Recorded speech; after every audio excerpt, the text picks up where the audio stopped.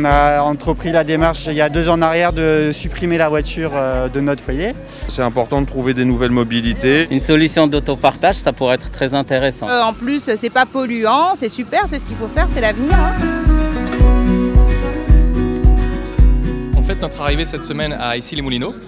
On était depuis 1 an sur Paris, Clichy et Boulogne-Billancourt. Et depuis cette semaine, on est présent à Issy-les-Moulineaux, Vanves, Sèvres et Meudon.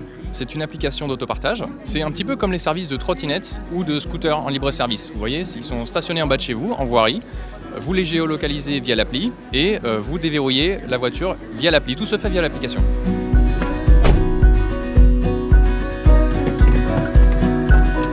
Je tourne la clé à fond.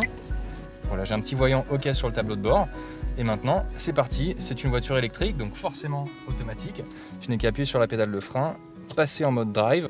Je desserre le frein à main. Et c'est parti. Vous avez des voitures à partir de 19 centimes à la minute. Et nous avons aussi des forfaits. Par exemple, louer une voiture pour 4 heures, vous en aurez pour 39 €. Vous pouvez bien sûr aller en dehors de la zone de service. Il faut juste terminer votre location à l'intérieur de la zone de service. Alors ça y est, nous sommes revenus dans la zone de service. Donc maintenant, on n'a plus qu'à sortir de la voiture. Et surtout, je n'oublie pas mon téléphone, puisque c'est l'équivalent de ma clé de voiture.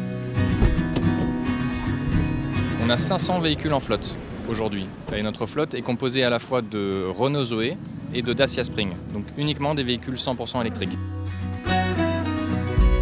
Fabriquer une voiture, ça a un coût pour l'écologie. Quand on imagine qu'une voiture personnelle est utilisée 5% du temps, on se rend compte que c'est un gros gâchis. Ce qu'on peut faire aujourd'hui grâce à la technologie qui est embarquée dans votre téléphone et dans les voitures, c'est de partager ces voitures plus efficacement. Ça veut dire qu'en fait, on a besoin de fabriquer moins de voitures pour faire le même nombre de trajets. Si on prend les trajets qui ont été effectués par les Citizen, c'est comme ça qu'on appelle nos utilisateurs, on a économisé en effet plusieurs centaines de tonnes de CO2 si on comparait avec un trajet avec une voiture lambda. La part de la voiture sur des trajets de 5 km représente près de 75%.